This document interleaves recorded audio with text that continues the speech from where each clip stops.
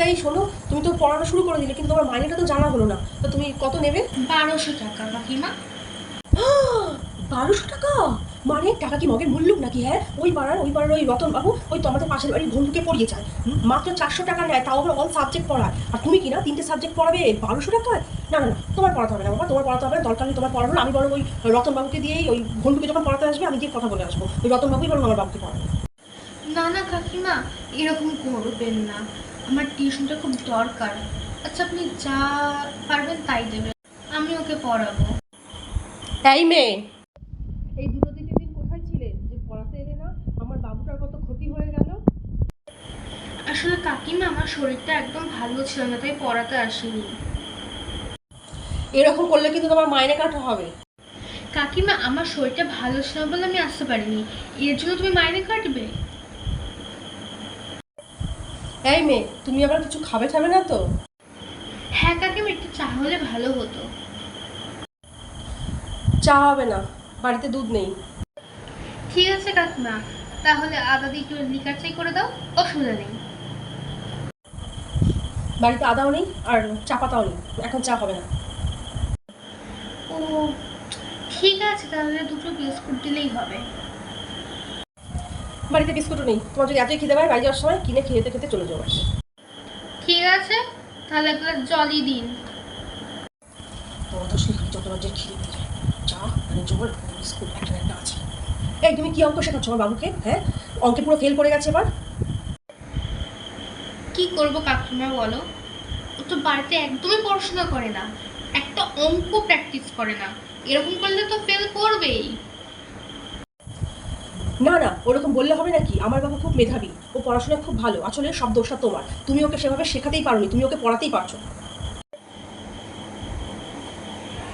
এই রাখ রাখ, আমি এখন পড়াতে এসেছি, আমি তোকে বেরিয়ে ফোন করব, নাহলে কাকিমা যদি দেখে শুরু করে দেবে আবার। হ্যাঁ হ্যাঁ, রাখ। কি বাবা, আরে তুমি পড়াতে এসছো না এখানে ফোনে গল্প করতে এসছো? এইভাবে কি পড়াশোনা হয়? এখন বুঝতে পারছি কেন আমার বাবুটা অঙ্কে ফেল করলো। তোমার মতো টিচার রাখাই আমার ভুল হয়েছে। এখানে পড়াতে এসে ফোনে গল্প করছো, তোমার খিদে পেয়ে যাচ্ছে, চা খাবে, জল খাবে, বাপরে বাপ কত চাহিদা তোমার এখানে পড়াতে এসে। এসব চলবে না, আমার এখানে পড়াতে আসলে এসে ফোনে গল্প চলবে না। এই ঠিক আছে, ছাড়ো তো ছাড়ো, তোমার আর পড়াতে আসতে হবে না। দাও ফোনটা, দাও তো ফোনটা, দাও ফোনটা দাও। হ্যাঁ, এখানে পড়াতে এসে ফোনে গল্প করছে। যতক্ষণ এখানে তুমি পড়াতে বসবে কাল থেকে আমার কাছে ফোনটা আমার কাছে জমা দিই, তারপর তুমি আমার ছেলেকে পড়াবে, বলে দিলাম একদম। আর বাড়িতে যাওয়ার সময় তখন তুমি ফোনটা নিয়ে যাবে। এখানে পড়াতে বসার সময় তোমার হাতে যেন আমি ফোন না দেখতে পাই। এমনি এমনি আমার বাবুটা ফেল করছে তাই ভাবি, আমার মতো মেধাবী বাবুটা কি করে এরকম ফেল করে? এই জন্যই ফেল করে, এই জন্য। পড়াতে হবে না তোমার পড়াতে হবে না বলে হচ্ছে নাকি? আমাদের অধিকাংশ বাড়িতেই কিন্তু প্রাইভেট টিউটররা বাড়িতে পড়াতে আসে। কখনো কখনো অল্প বয়সী ছেলে মেয়ে যারা কিনা তাদের কলেজে বা স্কুলের পড়ে, বা নিজেদের টিউশন ফিস তুলতে, বা কেউ বা হাত খরচা তুলতে, কেউ বা শখে, কেউ বা অভাবে। সবাই যে শখে টিউশনি করে এমন নয়, অনেকে কিন্তু তার সংসারের যে বোঝা তার কাঁধে চেপে আছে, সেই সংসারের বোঝাটা হালকা করার ক্ষেত্রেও কিন্তু অনেক সময় অনেকেই বাড়ি বাড়ি গিয়ে টিউশন করায়। তো তারা এই বাড়ি বাড়ি গিয়ে টিউশন করায় বলেই হয়তো বা আমাদের কিছুটা সুবিধা হয়। তো তারা আমাদের বাড়িতে এসে আমাদের বাচ্চাদেরকে পড়ায় বলে আমাদের কিন্তু অনেক সুরাহা হয়। হ্যাঁ, কারণ কি হয় না, একটা মানে টাইম করে যে বাচ্চাকে দিয়ে আসা নিয়ে আসা, সেই ঝক্কিগুলো কিন্তু আমাদের পোহাতে হয় না। অনেক ক্ষেত্রে আমাদের অনেক সুবিধা হয়। তো আমি বলি কি, তারাও মানুষ, তারা যখন আমাদের বাড়িতে পড়াতে আসছে, ওই যে বললাম কেউ বা অভাবে, কেউ বা মানে ভালোবেসে পড়ায়। তো তাদের সাথে যদি একটু ভালো ভদ্র ব্যবহার করা যায়, ক্ষতি কী বলো তো? ক্ষতি কী?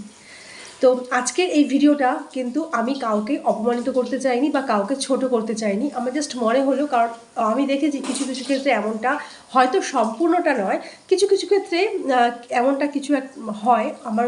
তো সেই খান থেকেই কিন্তু আমি জাস্ট এটা মজার ছলে একটা বার্তা সমাজের সকলকে, একজন সোশ্যাল ইনফ্লুয়েন্সার হিসেবে, যে তারাও মানুষ, তাদের সাথেও একটু ভালো একটু ভদ্র ব্যবহার করা যায়। আর হ্যাঁ, আরেকটা কথা, আমার বাচ্চা পড়াশোনা করছে না, কিন্তু সেটা কিন্তু আমার বাচ্চার প্রবলেম, বা আমি মা হিসেবে কিন্তু সেটাতে আমার খামতি রয়েছে, যে আমি আমার বাচ্চাকে হয়তোবা সেভাবে নিয়ে হয় পড়াতে সময় মতন পড়াতে বসাচ্ছি না বাড়িতে, তাকে প্র্যাকটিস করাচ্ছি না, বা হয়তোবা আমি তাকে ঠিক মতো সময় দিতে পারছি না। তার জন্য কিন্তু একজন টিচারের কিন্তু কোনো দোষ নেই, কারণ যখন যেই টিচার কোনো স্টুডেন্টকে পড়ায় তখন কিন্তু অবশ্যই কিন্তু সে চায় যে অবশ্যই তার স্টুডেন্টটা ভালো পড়াশোনা করুক, ভালো রেজাল্ট করুক, কারণ যখন ফিডব্যাক ভালো আসবে না তার স্টুডেন্টের থেকে, তখন সেই স্টুডেন্ট দেখা দেখি কিন্তু আরও 5টা স্টুডেন্ট সেই টিচারের কাছে পড়তে থাকবে। ঠিক যেমনটা দেখবে আমরা যখন আমাদের বাচ্চাদের কোথাও